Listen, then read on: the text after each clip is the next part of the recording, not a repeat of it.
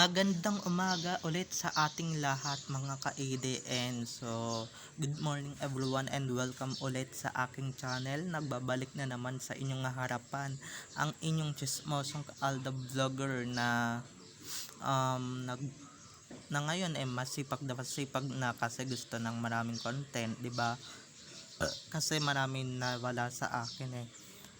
So, eto ha, huwag ninyong babaktawan o lalaktawan tong ating content ngayong araw. I'm sure na hindi ninyo pagsisisihan na pinanood nyo to mula umpisa hanggang hulihan. And syempre, i-share nyo to ng i-share, okay? Para lalong lumaganap ang ating ibabalita for today's video. So, I hope you like this one mga ka-IDN. And syempre buuin ninyo yung ko dito, pagbabalita ko. And syempre buuin ninyo yung panonood, okay? Kasi yung iba intro lang yung pinapanood, yung iba ay hindi na nila tinatapos. So mahalagang tapusin ninyo, okay?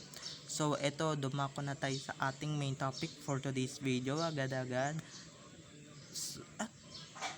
Oo naman, talaga namang gawa-gawa lang talaga yung Zack din or yung Kat din, 'di ba? Mga fans lang naman ang nagpapaingay porket naghiwalay ng Katniel, 'di ba? Umusbong na agad 'to. Actually nung Hello Love Goodbye 2019 issue pa ito, 'di ba?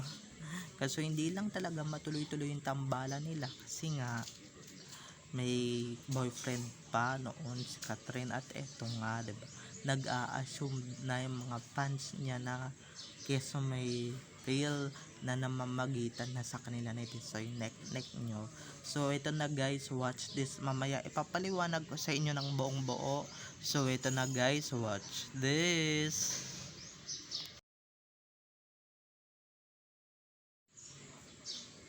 At kung nakita nyo lang ngayong recaps, once again, CTTO sa may-ari ng mga photos and videos na nilalabas ko araw-araw. So thank you so much sa mga nagtitiwala and syempre sa mga sumusubaybay sa akin.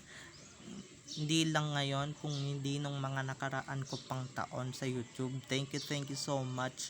At hanggang ngayon ay nandito pa rin kayo sumusuporta and syempre hindi pa rin bumibitaw sa akin. And syempre nandito pa rin kayo sa aking tabi. Kaya maraming salamat. And syempre sa mga sources ko na walang sawang nagbibigay sa akin ng updates and syempre pinagkakatiwalaan na rin akong ilabas ang katotohanan patungkol kay Main at Alden. Sa loob ng 2 years, magti 3 years na akong pinagkakatiwalaan nila. Kaya maraming salamat ho sa inyong lahat. Kaya bago tayo magkadramahan, dumako na tayo sa ating main topic for today's video. Oo naman, diba? Gawa-gawa lang naman yung tambalan nila Catherine Bernardo and Alden Richards, 'di ba? Actually nung meron pang Katniel neto kaso hindi lang talaga umiingay ng bonggang-bongga. Hindi lang talaga sila napapansin kasi nga may Katniel pa noon at may boyfriend pa noon si Catherine Bernardo. Pero tignan nyo naman ngayon, 'di ba? Nung naghiwalay kuno yung dalawa, siya namang pinasukan ng mga walang kwentang mga tao ang pag-ibig or puso ni Catherine. Talagang pinakailaman na agad. May mga kanya-kanya nang lumalabas, Kat din forever. May mga video akong napapanood na edited, 'di ba? Maski nga mukha ni Main ini-edit na nila, no? Maski yung mga may kapalarakang Main Mendoza noon na kasama ni Alden Richards pinatungan ng walang kapalarakang Catherine Bernardo ang mga ulo ni Main Mendoza, 'di ba? So talagang nakakatawa lang talaga ng bonggang-bongga, 'di ba? Maski sa video 'di ba, pag nandun si Catherine sa video pinapatungan nila ng ulo ni Alden Richards, 'di ba? Pero halata naman din sa mga katawan na hindi sila 'yon, 'di ba? Doon pa lang mga ka-Alab Nation ha. Oops, pag may nakarinig dito sa labas, eh hindi ko na kasalanan yun, 'di ba? Nire-real talk ko lang naman yung mga tao dito na gumising-gising din sa pagka-assuming nila talaga ng bonggang-bongga at talagang gising-gising din kasi nga ang katotohanan ay katotohanan at hindi nyo na kailanman mababago yon, 'di ba? Talagang hello, yung mga walang alam sa issue sa totoong relasyon ng KN pati ng AD love team, ay nako, wag kayong kumoda. Okay, Aldab is Aldab, Kathniel is Kathniel, at sila ang totoong magkarelasyon, 'di ba? So kung ano, eto lang ha, yung hindi ako natutuwa dito kay K, hindi niya talaga sinasaway yung mga fans niya na tigil-tigilan na yung kagagawa ng issue. Ibig sabihin, ginugusto din naman niya na gawan siya ng issue with Alden Richards, diba? Ganun yun. So wag kayong na hindi niya ginusto yon. May ibang ang KN fans dati na pinupush na ngayon si Catherine Bernardo para kay Alden, 'di ba? So yung iba din naman dito napaka-asumero at asumera no. Yan, lumabas na tuloy ang dahilan, 'di ba? Lumabas na tuloy ang katotohanan na talagang gawa-gawa lamang ang din, 'di ba? Gawa-gawa lang naman. Parang din yan parang army din yan, talagang ang lalakas ng trip sa utak, ang lalakas ng mga tama sa brain na hindi pa sila makapag-move on dito sa mga na ito na sa mga battles na ito, sa mga walangyaan at kagaguhan ng ibang tao dito, 'di ba? Hindi pa nila talaga magawa-gawa yon, 'di ba?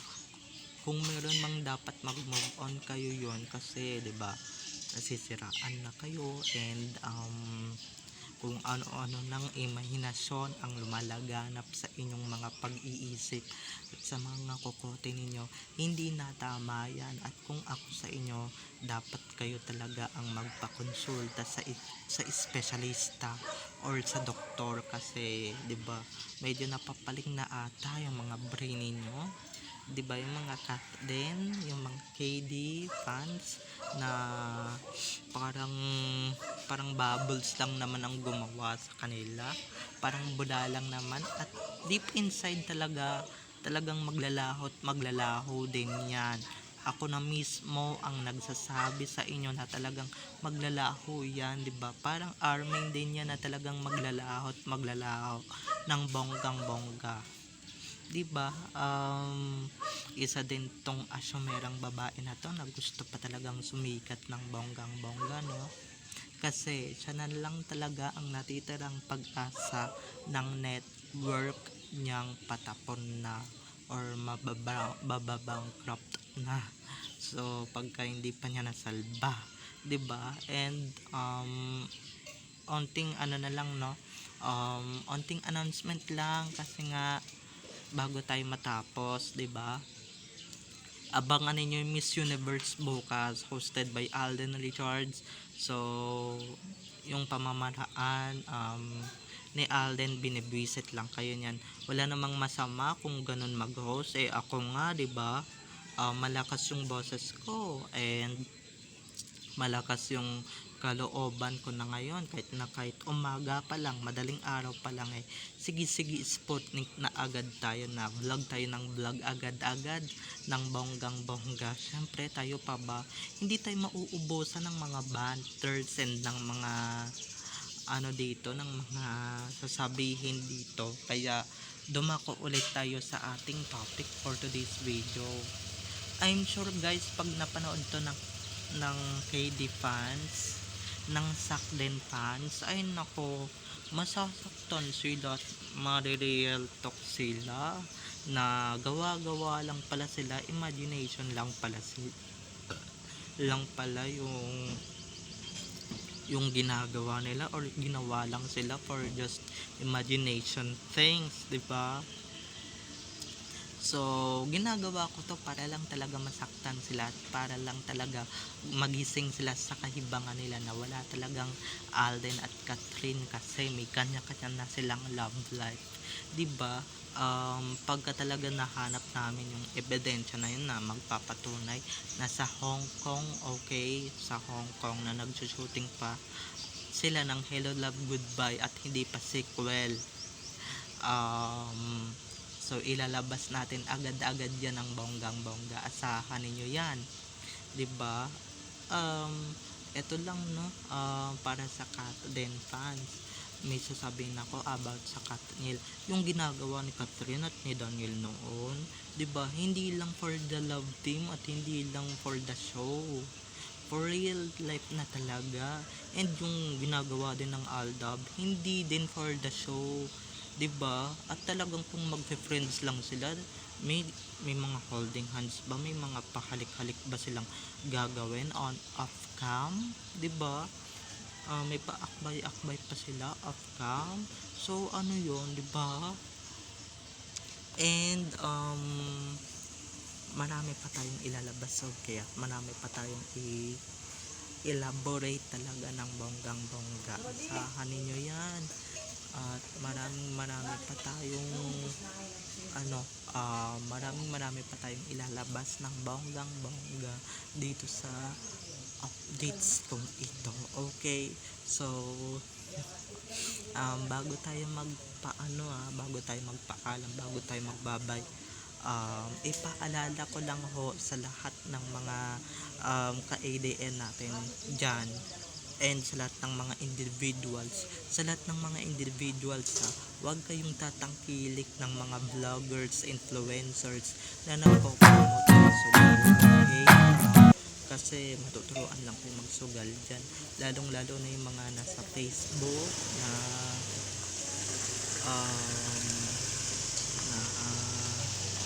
na susugal din, nagpo-promote din ng sugal, bingo plus, ganyan, kasi nga no plus, mga tong it's go, wag ninyong tatangkilikin, okay, lalong lalo na sa mga teens dyan na kagaya ko, sa mga binatang kagaya ko. So bye bye na mga ka-ADN, I love you all, have a nice day, keep safe, and God bless, bye bye. At kung ako sa inyo, ha, etong video na ito panoorin niyo para magising kayo sa katotohanan, ha. Para tanggapin niyo yung katotohanan na wala talagang sakden sa totoong buhay. Okay, medyo paalala lang ito at medyo real talk lang to. Pero gusto ko din naman talaga magpasalamat sa inyo kasi pagka binabash nyo ko, 'di ba, dumadami engagement ko. Kaya ang message ko lang sa inyo, keep it up the good work, okay? Ituloy nyo lang yan ng bonggang-bongga. Kaya lahat ng bachelors, pasok na kayo dito. Dahil welcome na welcome kayo, 'di ba? Wala akong pakialam kahit na pinupunan nyo ko, kahit na nilalait nyo ko, kahit na 'di ba sinasabihan nyo akong mahina yung boses, kakatamad mag-vlog, kakatamad manood, ganyan. Wala akong pakialam.